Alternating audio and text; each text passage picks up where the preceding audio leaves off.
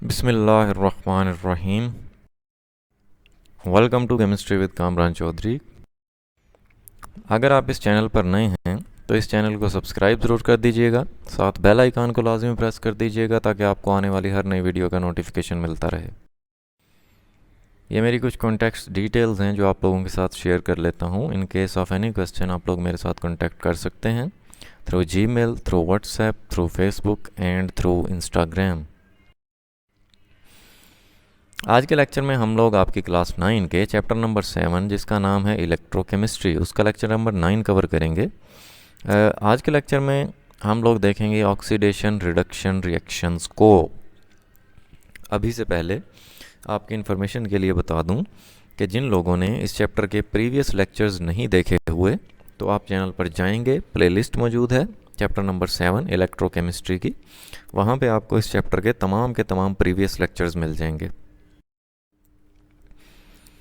तो सबसे पहले हम लोग ऑक्सीडेशन रिडक्शन या जिसको आप रिडॉक्स रिएक्शन भी बोलते हैं उसको हम लोग डिफाइन कर लेते हैं। क्या होता है रिडॉक्स रिएक्शन? के chemical reactions in which the oxidation state of one और more substances changes are called oxidation reduction या जिसको आप रिडॉक्स रिएक्शन बोलते हैं। अब कोई भी केमिकल रिएक्शन जिसमें सब्सटेंसेस की ऑक्सीडेशन स्टेट या जिसको आप ऑक्सीडेशन नंबर भी बोलते हैं वो चेंज हो रहा होता है, तो ऐसे केमिकल रिएक्शन को हम लोग ऑक्सीडेशन रिडक्शन रिएक्शन बोलते हैं या जनरली रिडॉक्स रिएक्शन बोलते हैं। RED रिप्रेजेंट करता है रिडक्शन को और OX रिप्रेजेंट करता है ऑक्सीडेशन को। ठीक है, तो ये हमने देख ली डेफिनेशन रिडॉक्स रिएक्शन की। अब हम एग्जाम्पल्स पे आ जाते हैं, जिसमें पहली एग्जाम्पल हम लोग देख लेते हैं reaction of zinc metal with hydrochloric acid. ये आपके सामने एक केमिकल रिएक्शन मैंने दिखाया आपको जिसमें जिंक है और हाइड्रोक्लोरिक एसिड है। प्रोडक्ट क्या बन रहे हैं आपके पास? जिंक क्लोराइड बन रहा है और हाइड्रोजन गैस बन रही है। ठीक है, तो ये एक आपके सामने मैंने केमिकल रिएक्शन लिखा जिंक मेटल का और हाइड्रोक्लोरिक एसिड का। अब करना क्या है कि द ऑक्सीडेशन स्टेट्स या oxidation numbers of all the atoms और ions in this reaction are indicated below. अब यहाँ पे हमने इस केमिकल इक्वेशन में जितने भी आपको एलिमेंट्स मॉलिक्यूल्स नज़र आ रहे हैं उन पर हमने ऑक्सीडेशन स्टेट्स राइट करनी है। ठीक है, जैसे यहाँ पर आप देखें कि जिंक जो है वो एक फ्री एलिमेंट है, मींस कि जिंक किसी और तरह के एलिमेंट के साथ कंबाइन नहीं है, तो हमेशा फ्री एलिमेंट जो होता है उसका ऑक्सीडेशन स्टेट क्या होता है? ज़ीरो होता है।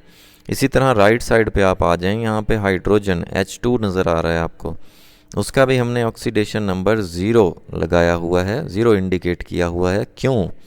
क्योंकि हाइड्रोजन एक मॉलिक्यूल तो है, दो हाइड्रोजन के एटम्स आपस में जुड़े हुए हैं, लेकिन हाइड्रोजन के साथ किसी और तरह का कोई एलिमेंट नहीं जुड़ा हुआ, तो इसको भी हम लोग बोलेंगे कि हाइड्रोजन मॉलिक्यूल जो है ये फ्री स्टेट में है।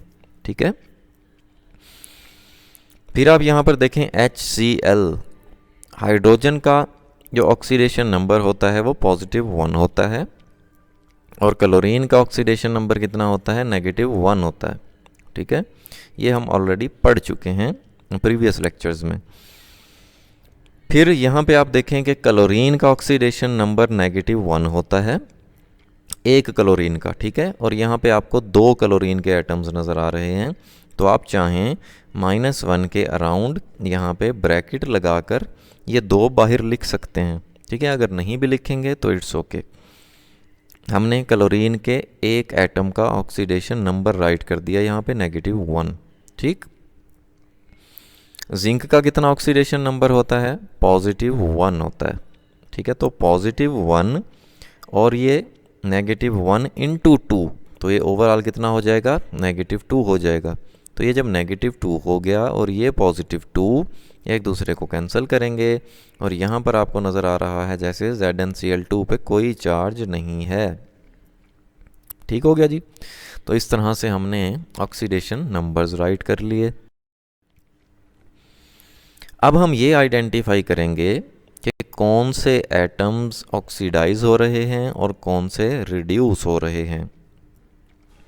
जैसे यहाँ पे आप देखें जिंक को, यहाँ पे जिंक का ऑक्सीडेशन स्टेट है 0 और यहाँ पे ऑक्सीडेशन स्टेट है +2। तो जिंक की जो ऑक्सीडेशन स्टेट है वो इंक्रीज हो रही है from 0 to +2, that is why zinc की ऑक्सीडेशन हो रही है। तो आप लिखेंगे कि the oxidation state of zinc is increasing from 0 to +2, that is why zinc is getting oxidised. ठीक।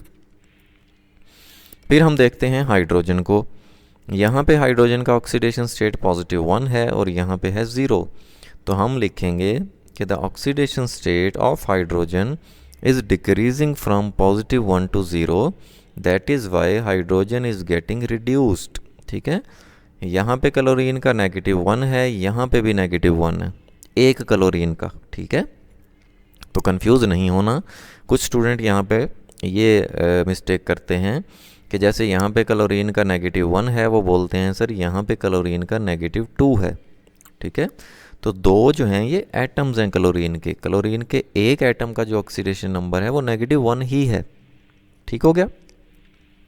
ये मैं प्रीवियस लेक्चर्स में आपको बड़ा डिटेल से समझा चुका हूँ ये चीज़ें। तो इस तरह से हमने आइडेंटिफाई कर लिया कि कौन सा एलिमेंट ऑक्सीडाइज हो रहा है और कौन सा रिड्यूस हो रहा है। अब हम चलते हैं दूसरी एग्जाम्पल की तरफ।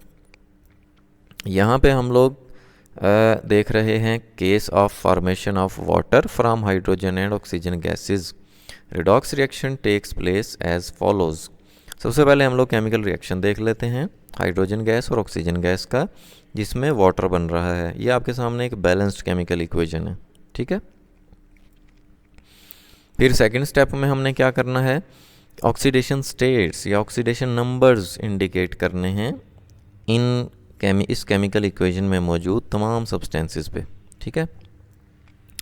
तो वो हमने कर दिया कि हाइड्रोजन देखें अकेला है, हाइड्रोजन मॉलिक्यूल की फॉर्म में, किसी और तरह का एलिमेंट नज़र नहीं आ रहा आपको हाइड्रोजन के साथ, तो हाइड्रोजन फ्री स्टेट में है। हाइड्रोजन का ऑक्सीडेशन स्टेट 0 है।